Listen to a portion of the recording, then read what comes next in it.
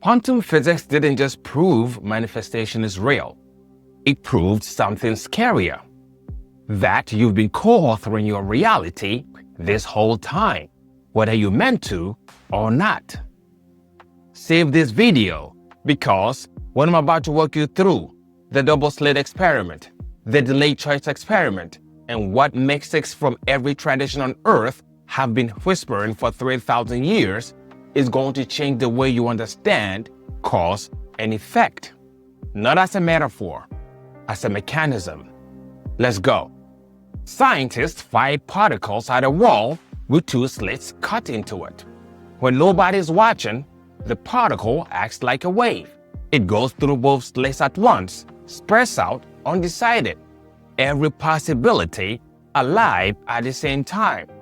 The moment something observes which slits it actually went through, it collapses into one point, one outcome. Unobserved, wave, infinite potential. Observed, particle, one fixed reality. Now, I want to be straight with you about something, because this is where a lot of people either oversell this or dismiss it completely, and I don't want to do either. In physics, observed technically means the particle interacted with a measuring instrument, a detector, a photon bouncing off it. Not that a human being was consciously watching or believing something. Whether human consciousness plays any special role in this is generally still debated, even among physicists who spend their careers on this exact question. But here's what isn't a stretch. Long before anyone had a particle accelerator, mystics, monks, and prophets across completely disconnected cultures kept arriving at the same conclusion through nothing but paying close attention to their own minds. What you consistently give your attention to stops being a potential and starts becoming a lived reality. That part isn't fringe. That part is about to show up in your neurology, your scripture, and your subconscious, all saying it in different languages. You don't need an app to see this. You have one running in your skull right now. It's called the Reticular Activating System, a bundle of neurons at your brain stem that filters which of the roughly 11 million bits of information hitting your senses every second actually reaches your conscious awareness. You can only consciously process about 40 of them, which means 99.99996% of reality gets deleted before you ever perceive it. Your brain isn't showing you what's real. It's showing you what it already decided to look for based on the story you've been unconsciously telling yourself about who you are and what you're allowed to have. Psychologists have a name for that filtering toward belief pattern: confirmation bias. We don't just notice evidence that fits in what we already believe. We actively filter out the evidence that doesn't. Believing nothing ever works out for you, and your brain will quietly delete the 3 opportunities that proved otherwise this week, while highlighting the one thing that went wrong in neon. Carl Jung looked at this from a different angle and called it synchronicity, meaningful coincidences that seem to answer your inner state from the outside. Jung didn't think synchronicities were random. He thought the unconscious mind and the outer events were connected by something deeper than cause and effect, what he called the collective unconscious, an ocean of meaning we all drawn from and contributing to. Sound familiar? Which raises the obvious question: what has your inner state been quietly synchronizing you toward? This is the part that gets me every time.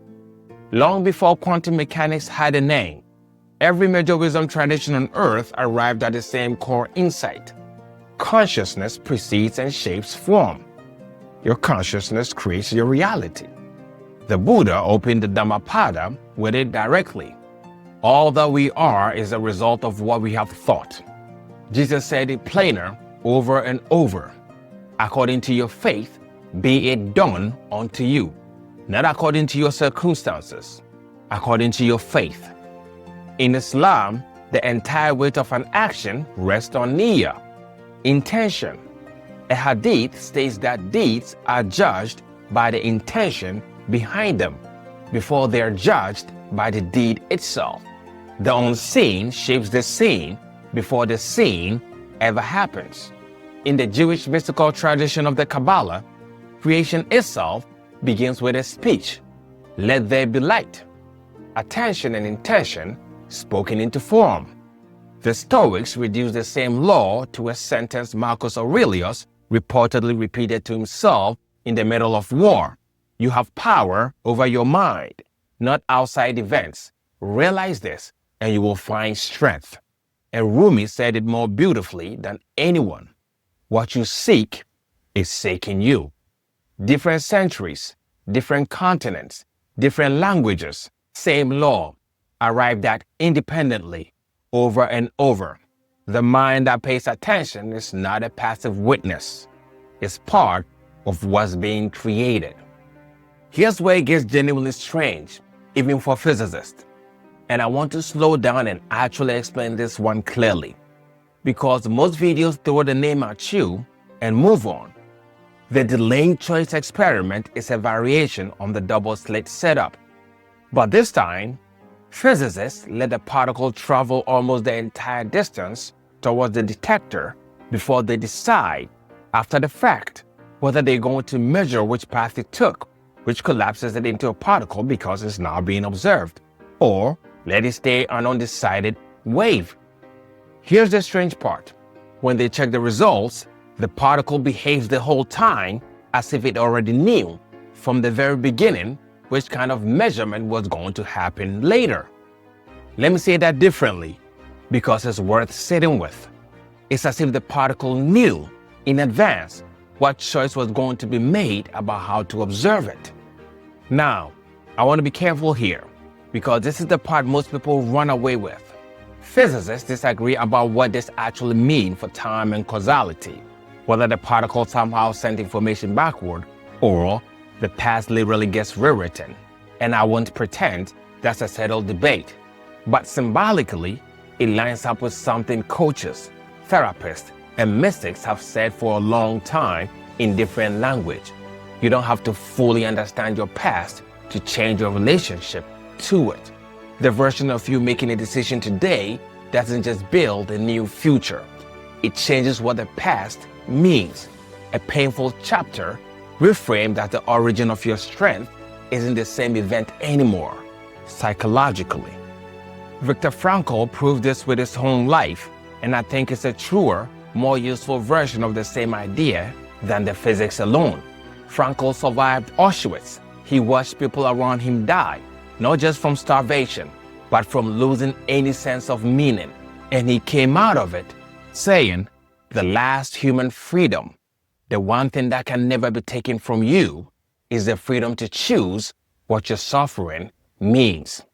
The fact of what happened to him never changed. What kept moving was what those facts were for. Every time he chose to see them differently. And that's the part that actually did the work on him. Because meaning, not raw fact, is what your nervous system responds to. That's not backward causation. That's something almost as powerful. The same past, held by a different observer, doing completely different work on the person carrying it. And that's not woo-woo. That's how trauma therapy, cognitive reframing, and post-traumatic growth actually works. So here's the only question that actually matters out of all of this. What have you been unconsciously observing into existence?